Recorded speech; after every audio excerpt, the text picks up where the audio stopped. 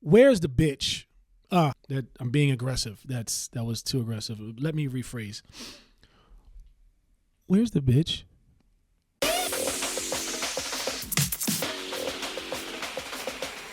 Most of us go through a stage in life where complaining and making excuses is the normal daily reaction to anything that could potentially keep you from being who you want to be.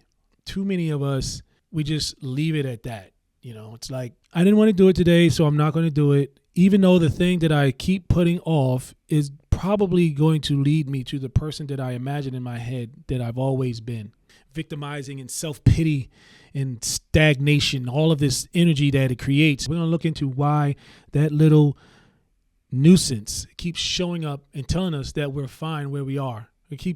What is that voice that keeps making you feel comfortable, or literally you're really not comfortable because you don't feel good where you are, but you still allow yourself to sit there and do nothing about it? Because there's two sides of you.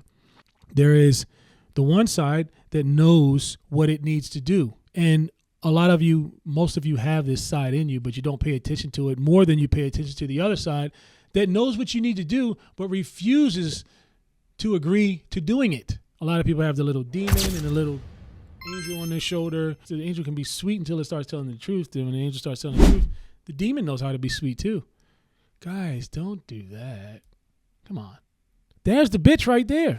The angel's not the bitch. Now, don't get it confused with the derogatory relationship to calling, disrespecting the female, because I would never disrespect females. I love you guys. I don't want to disrespect you. I don't want you to think that I'm calling anyone a bitch in terms of what your favorite rapper calls a woman, because that's not by any stretch of the imagination what I'm referring to when I say this. This is the thing inside of us that allows emotion and excuses to come to the forefront and take over. It dictates our behavior, because being in a better place in life takes work.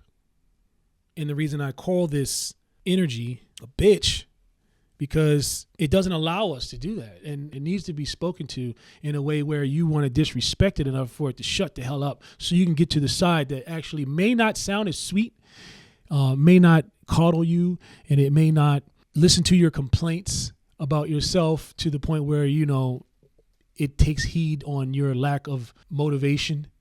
But it is very important for that side to take over the bitchy side. It's disappointing when you allow the bitchy side to take over. It's very disappointing, and it's discouraging to your future self to allow something like that to get in the way. It's not the way that we want to live. You have a problem with victimizing yourself. And the reason I say that is because we all have complaints. We all have reasons we shouldn't do something. But when we lean on that as part of our existence, we won't get better. We'll just figure out different ways to explain our problem, but we'll never solve it because we are okay with having the problem. We're just not okay with the results of it. If you're okay with having the problem, then you should be okay with the results. If you're not going to change the problem, then don't complain about the results that come from you having this problem and not fixing it. The problem is the bitch inside of you is running your life. It's giving you excuses. It's giving you the confidence to create more excuses,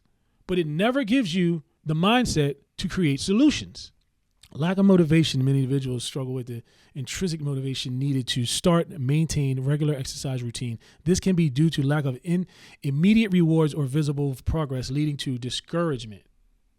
That sound familiar?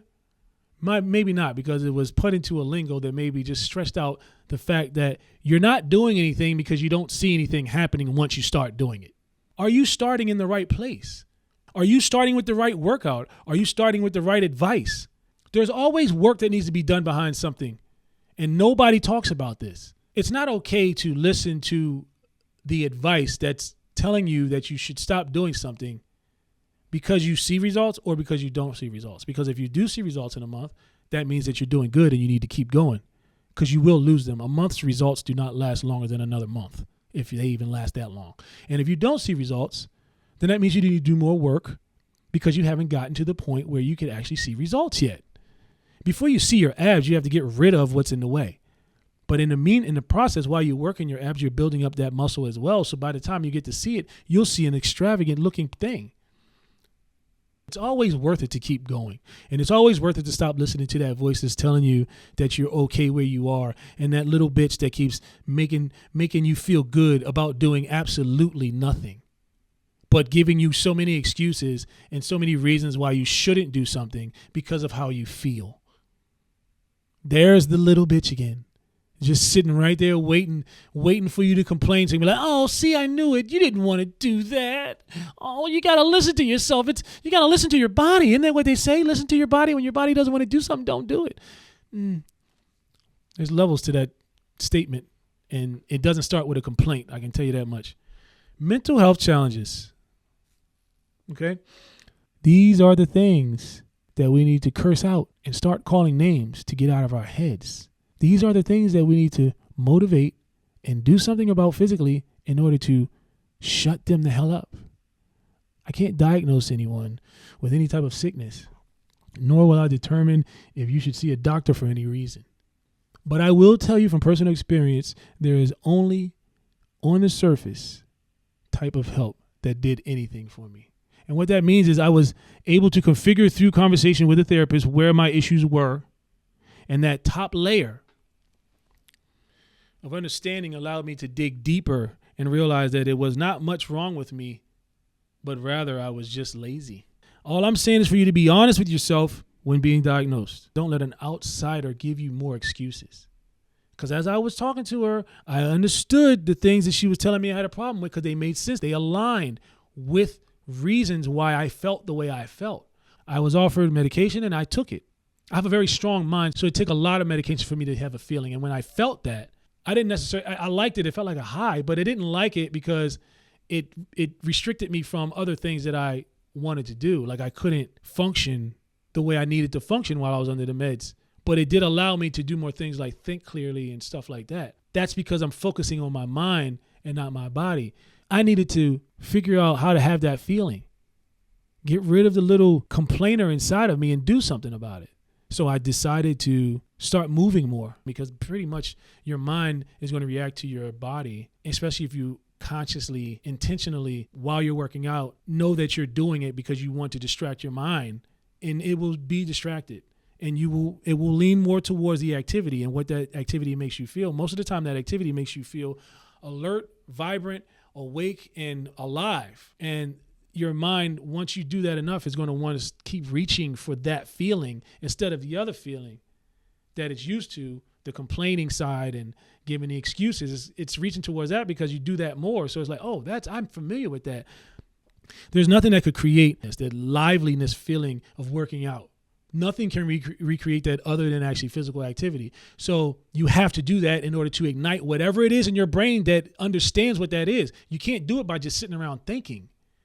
And that's what the medication does. It just allows you to think, maybe create some work habits that may work, you're sitting at a computer or something and you're able to research, and that type of thinking, it does help because you get to fill your mind with information. But you have to take action on the information. And when you work out, you're taking action on whatever this is explaining. The feeling that you want to have is being explained. The action of working out will give it to you. And if you want to combine both of those activities and get your brain to be super capacitated with information, like that's dope. Like I like that idea. But I think if you're going to choose one or the other, I would choose working out. I would choose moving first. And whatever time you have left, if you want to make them, which you probably won't get so used to making excuses after working out so much, you'll probably realize that that's probably the hardest thing you did physically all day, and you got time and energy to do anything else because you've gotten that part out.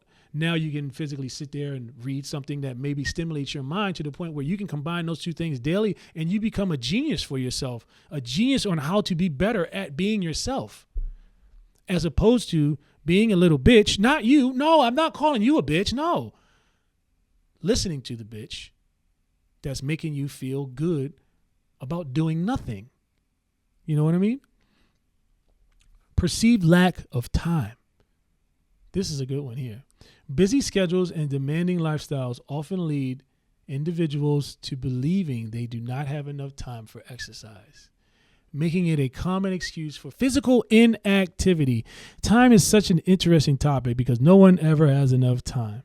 However, These same individuals that don't claim they have enough time always find a way to relax, excusing the only time that they have to do nothing is then. If you aren't physically and mentally where you want to be and you are aware of that fact, why the hell are you relaxing? Why aren't you trying to figure out a way to get rid of that feeling in your head? The thing that makes you feel bad. It makes you depressed. It makes you feel lazy. The energy spent exercising or being active is energy gained.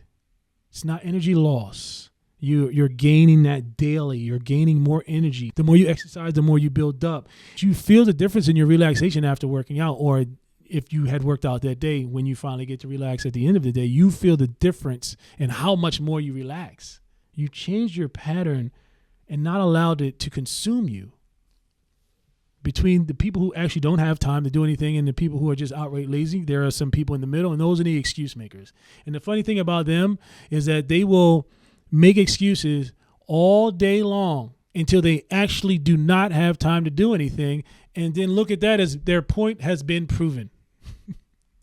You literally made excuses so much of the day that you created the reality in all the excuses that you spoke into existence. That's interesting. 10 minutes, man, of nonstop movement. 10 minutes can literally start to change you to not being a lazy person. And for you, all of you making excuses about time, 10 minutes, you spend more time on the toilet